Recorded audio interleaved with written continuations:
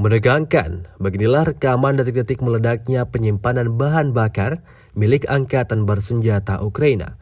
Rekamannya ramai beredar di media sosial Telegram pada Sabtu 1 April 2023, di mana drone Brigade 123 2AK tidak tanggung-tanggung jatuh di area penyimpanan bahan bakar Ukraina. Akibatnya seperti yang terlihat dalam rekaman, posisi target alami kebakaran hebat. Kobaran api yang sangat besar nyaris membakar semua yang ada di sana. Parahnya lagi, salah satu prajurit Ukraina yang ada di sana ikut terbakar. Terlihat jelas dalam rekaman ia berlari kalang kabut dan tampak berguling-guling di tanah. Hal itu dilakukan sebagai upaya untuk memadamkan api yang ada pada tubuhnya. Beruntung usahanya berhasil dan api tidak menewaskannya.